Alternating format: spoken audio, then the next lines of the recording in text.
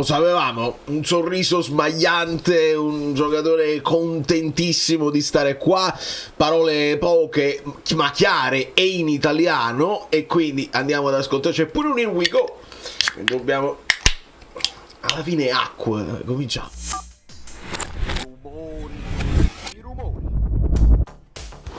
Allora, Sam Beukema, molto è proprio bellino, direi proprio che è un amico bellino, nel senso che sta lì sorridente, è proprio cucciolo. Io quell'immagine di quella gomitata che lui dà in Coppa Italia, che poi fa in grande contrasto con quello che è stato il suo campionato pulitissimo, un solo cartellino giallo.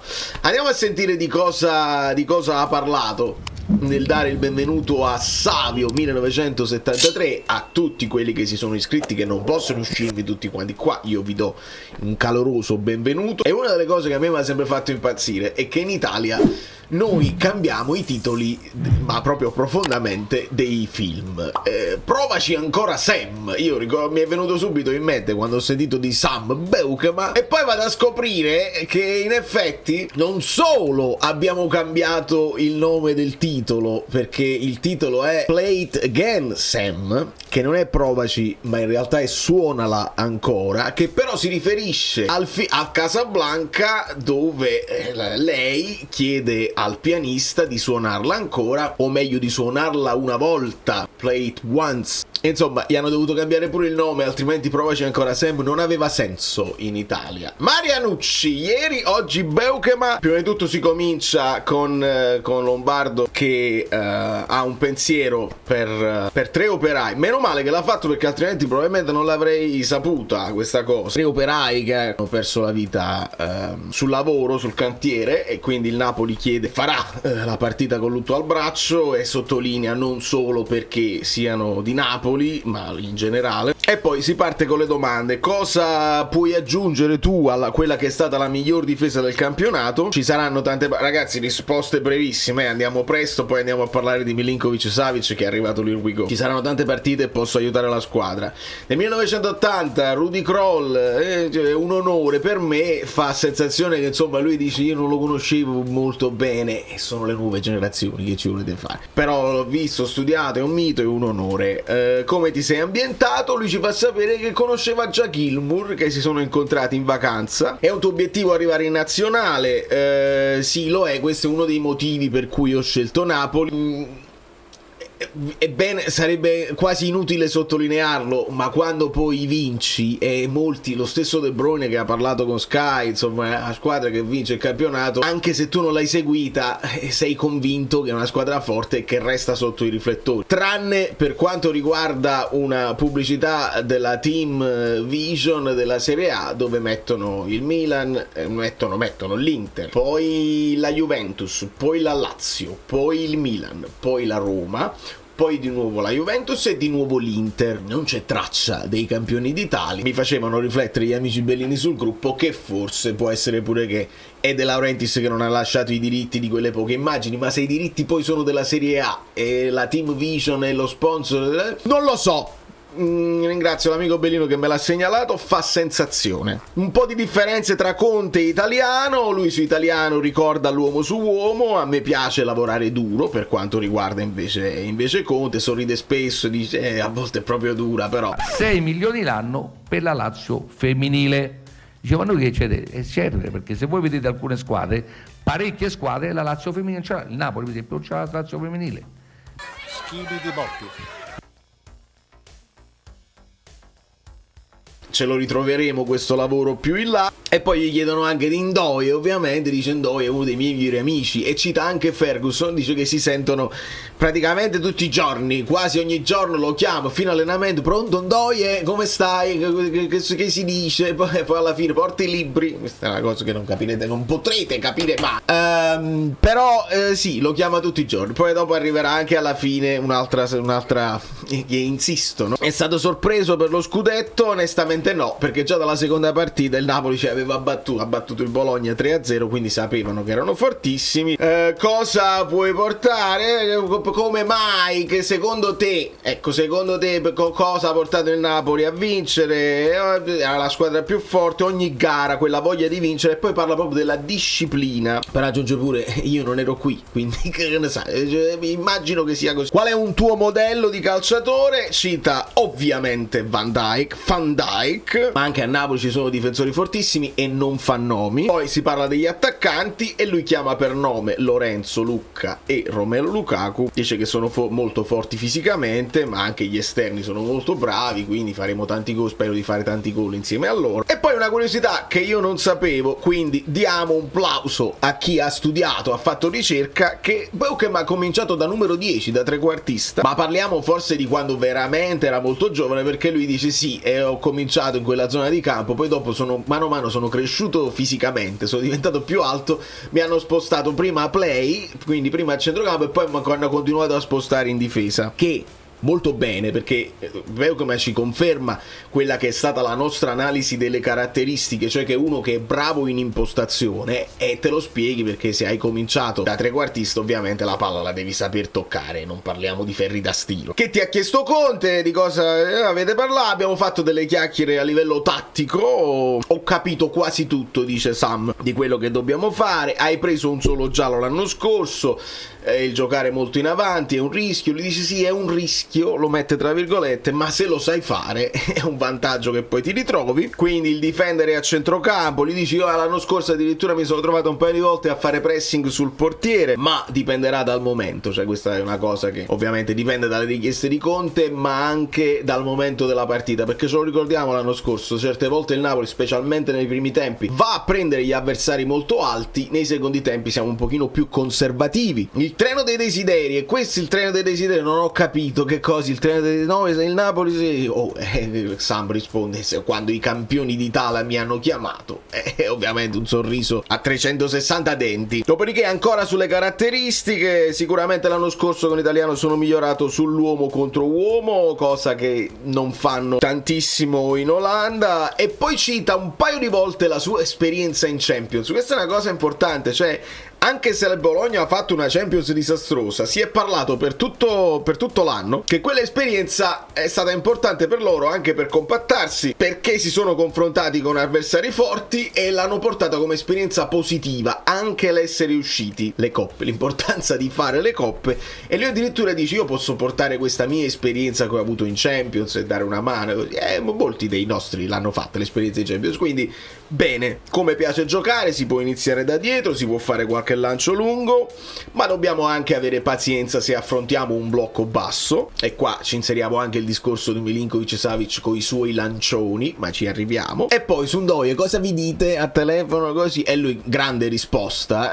dici ma tu quando tu parli col tuo migliore amico di che parlate, come stai, come non stai, eccetera, certamente non ti può dire altro, quindi non specifica se si parla del Napoli, eccetera eccetera. Lombardi dice auguri Ndoye e si chiude così col 31 che mostra la maglia insieme a Manna che la tira, non si legge mai il nome bene sopra, e ci spiega come pronunciare il suo nome, Bochum, Sam Bochum. Sì. Insomma, noi ci possiamo spostare per riprendere il nostro discorso. Abbiamo dato la conferma di Ngong perché è arrivato tutti gli oltre l'Irwigo, adesso è arrivato l'Irwigo di Savic, quindi io lo sposto in verde e quindi siamo allo scambio dei documenti. Ci fa sapere Romano che probabilmente sono 4 installamenti di pagamenti, insomma sì, abbiamo speso qualcosina in più di 20 milioni, però a impatto sul bilancio non sarà gravoso perché lo paghi a tanto al mese, nel senso ogni anno magari una tranche da 5, e vediamo se poi questo si potrà anche incastrare col discorso Ngong per l'anno prossimo, se lo riscattano.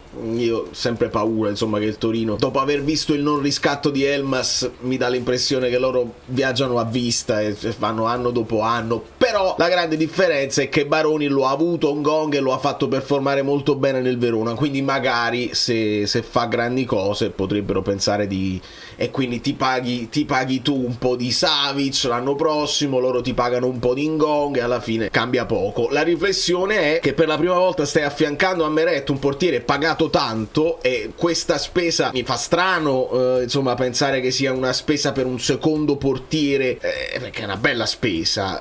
Quanto ha pagato l'Inter per Martinez? Noi possiamo sapere tutto, internet è bello per questo. Martinez loro lo hanno pagato 13,2 più qualche bonus, insomma io sapevo che la cifra che ci dicevano erano sui 15 milioni. Pensi pure Retegui che l'Atalanta ha pagato 21 milioni e l'ha rivenduto quanto? A 60, 70, mamma. Insomma anche l'Inter, che ha affiancato Martinez a Sommer e ha continuato a far giocare Sommer, ma Martinez qualche partita l'ha fatta e anche bene, e il Napoli sta spendendo di più per, in teoria, il secondo portiere. Però in teoria il secondo portiere, si mette il secondo tra virgolette, e quindi vediamo che fine fa Meret. Qualcuno dice forse vendono Meret, qualcuno dice si avvicenderanno, magari comincia Meret da titolare, poi vediamo come va. Di sicuro noi ci possiamo aggiungere questo: nella scorsa stagione Milinkovic-Savic è stato il portiere della Serie A ad effettuare più parate, 135. Inoltre nei Big Five tornei europei nessun portiere ha parato più calci di rigore del serbo, 4, al pari di Nicola Vasili e Frederic Ronno Muro. Ora, per quanto riguarda i rigori, io se non ho letto male, Meret ha una percentuale di rigori parata ancora superiore a Savic, quindi abbiamo due che sul rigore sanno il fatto loro. La differenza più grande secondo me è che il lancio, nemmeno il gioco da dietro, io quando sento che dicono Milinkovic-Savic gioca molto bene con i piedi, sì, ma la sua specialità, quello che a me ha sempre impressionato, è il lancio che arriva quasi nell'area avversaria. Secondo me se fa le esercitazioni può arrivare anche da porta a porta, perché ha proprio un lancio con i piedi lunghissimo. Il Napoli non si affida sempre a questa pallata, ci arriva su Lukaku, ma ci arriva basso. Lukaku non è uno che Kenneth Anderson, ma torno a Birov, ai giocatori dei tempi miei, che gli lanci la palla in testa e poi smista. Forse lo può fare di più Lucca sotto questo punto di vista, mentre Lukaku ama avere il pallone sui piedi, ti tiene l'avversario così e poi lo fa inserire i compagni. Quindi abbiamo sicuramente una possibilità, una nuova idea tattica da poter mettere in pratica. Io, per quello che ho visto, Meret a volte è stato troppo sicuro di sé nel gioco con i piedi nel breve, e alle volte è uscita la pellicchia, ma Meret non ha mai cambiato il suo modo di giocare. Quando ha lanciato, quando voleva passare, anche dei passaggi un po' rischiosi li ha fatti. Vediamo, perché un contratto lungo per Savic, mentre per Meret si è sempre andato con questi rinnovi di uno più opzione, rinnovo di volta in volta. Quindi vediamo se si lascerà andare Meret in scadenza, se soffrirà la competizione come è capitato con Ospina, vedremo. E mi sa che nel finale posso dirvi quanto è bello Oriali, perché Sam è bellino, ma Oriali è bellissimo, e mi sono arrivate un po' di dichiarazioni fresche, freschissime, emozioni scudetto. Tra l'altro ieri Oriali un signore, perché è successo veramente è successa la sagra della porchetta imbottonata. Non mirete.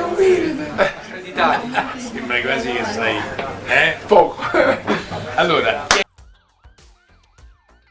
con la pioggia, il ritardo del Napoli e Lombardo che fa pure il bluff. Ah, ce ne andiamo, allora ce ne andiamo. E se fai il bluff te ne devi andare, quando poi ti rispondono sì, vattene. Ah, ti puoi comprare anche la Mignamal, ma sotto questo punto di vista non si migliora mai, ma proprio mai. Per fortuna, rispetto a certi atteggiamenti tabullo, gli poi mi avessi a sta zitta e non riesco a stare zitto, ma va bene. Oriali invece si scusa per l'attesa, eccetera eccetera, e con grande eleganza. Ma oggi ha parlato ancora: ho vinto molto in carriera, ma quello che ho provato nel vincere il campionato qui a Napoli è stato qualcosa di mai sentito.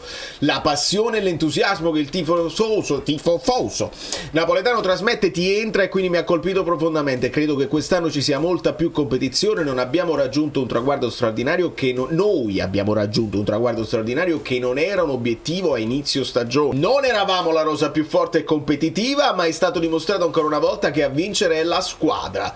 Sotto questo punto di vista i nostri ragazzi sono stati encomiabili e di questo li ringrazio, perché è stata una bellissima soddisfazione. Quest'anno non sarà scontato e semplice, anzi le avversarie si rinforzeranno e noi saremo la squadra da battere, quindi dobbiamo mettere in preventivo che ogni partita sarà una battaglia. È chiaro che, come succede in uno sport di squadra, non è il singolo che vince ma sempre la squadra. Quindi noi diamo un abbraccio a Auriali, un ringraziamento a De Laurentiis che sta aprendo la borsa molto prima di quello che ci potevamo immaginare, per dare a Conte una squadra il più presto possibile pronta per lavorare con lui. Sendoi, io lo so, a me 42 mi sembra esagerato, ma a me, io sono convinto che il Napoli se li spende è perché li può spendere, non ci andremo mai a indebitare. Sotto questo punto di vista siamo tranquilli, vuol dire che ci sono e si possono spendere. L'unica problematica è che un prezzo troppo pesante può mettere delle pressioni al giocatore e nel racconto del calcio si mette sempre davanti però è stato pagato 42 milioni, deve fare quindi la differenza per forza ogni partita. E no, perché li devi anche compenetrare, parametrare con il periodo in cui si comprano, e in questo periodo stanno schizzando alle stelle tutti i prezzi. Il fatto che si sta pagando così tanto per certi giocatori che magari o non hanno ancora dimostrato o che dimostreranno il loro valore, e per il fatto che li stai chiedendo prima, probabilmente se aspetti fine agosto qualche obiettivo potrebbe calare di prezzo, però è una scelta che stai facendo. E secondo me, sebbene io mi lascerei un piccolo slot aperto per un'occasione, se il resto Conte li vuole subito non ci possiamo lamentare che stiamo spendendo troppo, onestamente. Lasciamo fare al Napoli che non si indebiterà mai, e quindi bene così, non benissimo quando invece poi ai microfoni si fa un certo tipo di schipiti pop, ma là non ci possiamo fare niente. Da New York, Valerio Fluido è tutto, vi abbraccio e vi bacio. Sto dicendo una cosa che però non potete sapere, che forse non lo dico perché altrimenti i like.